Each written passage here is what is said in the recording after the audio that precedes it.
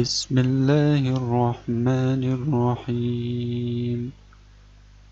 تبارك الذي بيده الملك وهو على كل شيء قدير، الذي خلق الموت والحياة ليبلوكم أيكم أحسن عملا، وهو العزيز الغفور، الذي خلق 7 سماوات طباقا، ما ترى في خلق الرحمن من تفاوت، فارجع البصر هل ترى من فطور، ثم ارجع البصر كرتين ينقلب إليك البصر خاسئا وهو حسير، ولقد زينا السماء الدنيا بمصابيح وجعلناها رجوما للشياطين وأعتدنا لهم عذاب السعير، وللذين كفروا بربهم عذاب جهنم وبئس المصير. إذا ألقوا فيها سمعوا لها شهيقا وهي تفور، تكاد تميز من الغيظ، كلما ألقي فيها فوج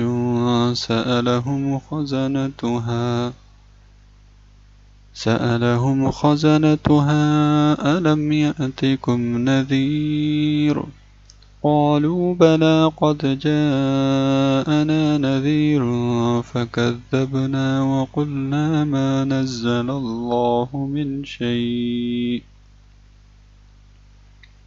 إن أنتم إلا في ضلال كبير، وقالوا لو كنا نسمع أو نعقل ما كنا في أصحاب السعير، فاعترفوا بذنبهم فسحقا لأصحاب السعير. إن الذين يخشون ربهم بالغيب لهم مغفرة وأجر كبير، وأسروا قولكم أو اجهروا به إنه عليم بذات الصدور. ألا يعلم من خلق وهو اللطيف الخبير، هو الذي جعل لكم الأرض ذلولا فامشوا في مناكبها وكلوا من رزقه وإليه النشور. أأمنتم من في السماء أن يخسف بكم الأرض فإذا هي تمور، أم أمنتم من في السماء أن يرسل عليكم حاصبا، فستعلمون كيف نذير. ولقد كذب الذين من قبلهم فكيف كان نكير. أولم يروا إلى الطير فوقهم صافات ويقبض ما يمسكهن إلا الرحمن إنه بكل شيء بصير. أمن هذا الذي هو جند لكم ينصركم من دون الرحمن إن الكافرون إلا في غرور.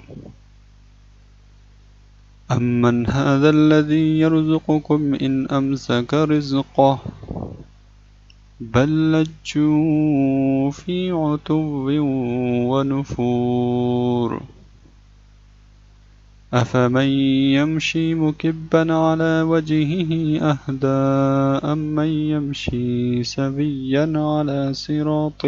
مستقيم